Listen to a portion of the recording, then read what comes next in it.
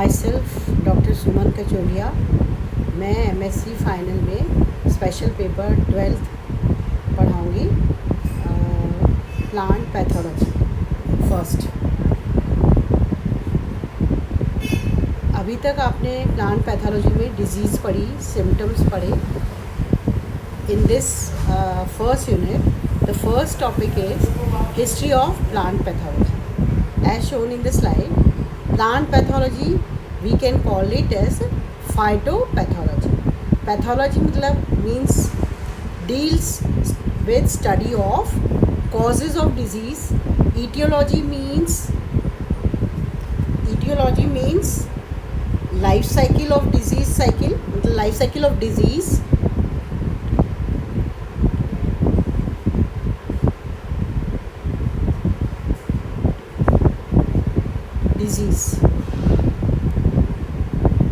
Etiology means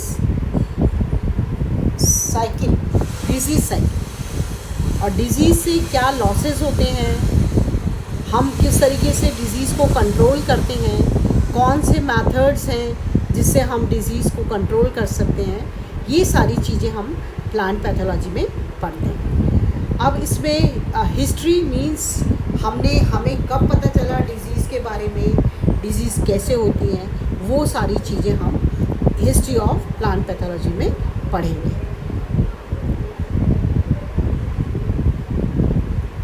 major objectives studies में, pathology में major objective होता है कि कौन से फैक्टर्स हैं जो डिजीज़ कॉज करते हैं। Biotic factor means living factor.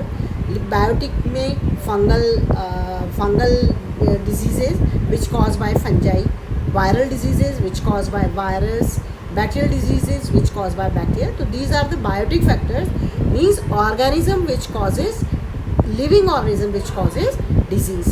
Mesobiotic means meso means environmental plus living factors, and abiotic में environmental conditions, environment में टेम्परेचर ज़्यादा है उससे डिजीज़ होना, एनवायरनमेंट में ह्यूमिडिटी ज़्यादा होना, एनवायरनमेंट में सॉइल के एनवायरनमेंट में सॉल्ट का ज़्यादा बढ़ना, कोई पर्टिकुलर न्यूट्रिएंट बढ़ जाना, कोई पर्टिकुलर न्यूट्रिएंट कम हो जाना, तो ये सारे एबायोटिक कॉजेज़ होते हैं डिज़ीज़ के।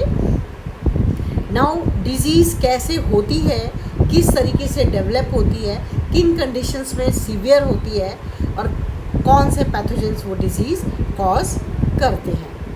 Plant pathogen interaction in relation to the environment, मतलब कि कोई भी डिजीज़ डेवलप होती है तो उसमें पैथोजन, होस्ट और एनवायरनमेंट, इन तीनों का इंटरैक्शन होता है, और इन तीनों के फेवरेबल जब इंटरैक्शन होते हैं तो डिजीज़ होती है। Development of methods management means how we can control the disease. Next slide. Now comes to the history. History जो है, history of plant pathology 4 phases में हम मानते हैं। First ancient period, next is dark period, फिर renaissance period and last modern period. In ancient literature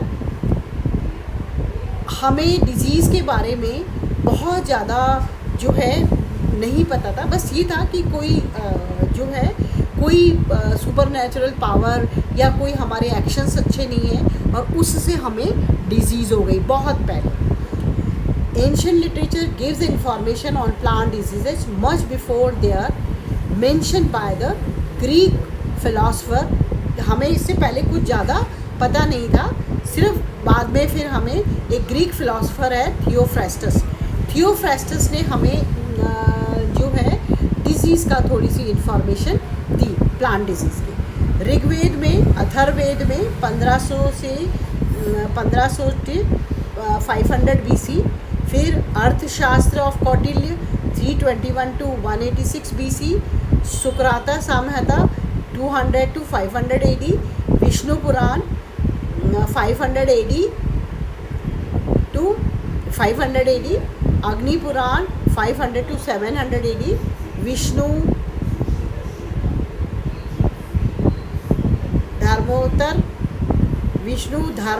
Dharmottara 500 to 700, ये different periods हैं कि इसमें ये शास्त्र आए।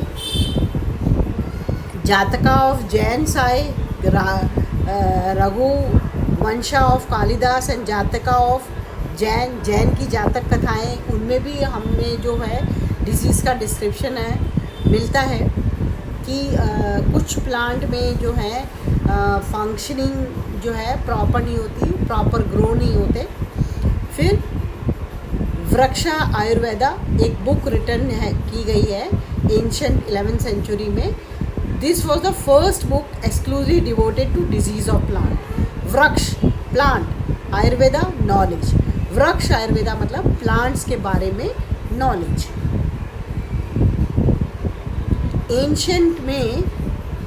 Ancient Romans created the rust god Robigus. Goddess Robigo sacrificed red colored animals to appear the god, hoping to prevent destruction of wheat crop। मतलब कि इसमें जो एक फेस्टिवल है रॉबिगेलिया में जो है एक एंशिएंट रोमन ने अपना एक गॉड क्रिएट किया था जिसे रॉबिगस नाम दिया गॉडेस। और वो जो है मतलब मानते हैं कि वो गॉड अपीयर होता है और वो गॉड एनिमल्स में जो है रेड कलर एनिमल्स के अंदर होता है, अपीयर होता है, ये माना जाता था।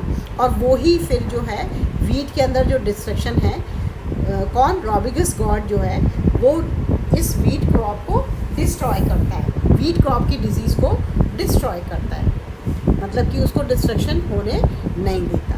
तो पहले थोड़ा बहुत ये भी मानते थे कि हमारे जो हैं प्लांट्स के जो फंक्शनिंग गड़बड़ है दैट फॉर्म्स डिजीज़।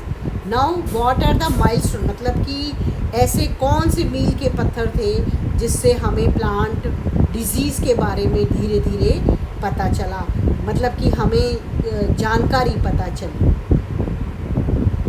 1676 में A.B. ल्यूवेनहुक जो है उन्होंने कंपाउंड माइक्रोस्कोप डिस्कवर किया था और उसमें उन्होंने माइक्रो ऑर्गेनिज्म देखा।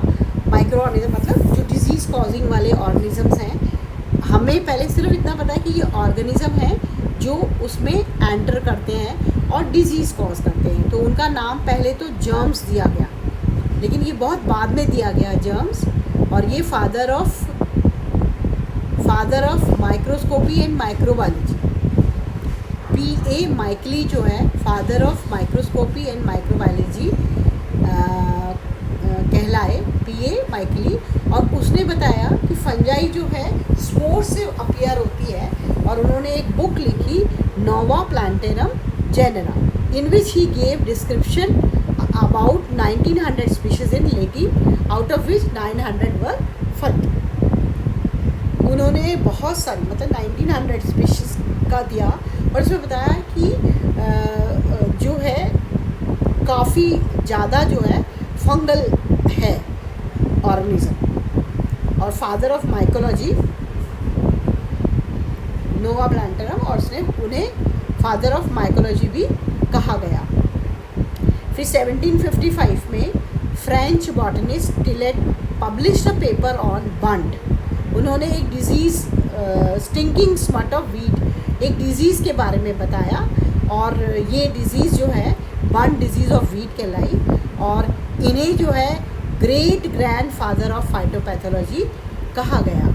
1807 में जो है ये पता लगा कि पीवॉस्ट, I.B. पीवॉस्ट ने ये बताया कि बंट ऑफ वीट जो है फंगस के द्वारा कॉज होती है।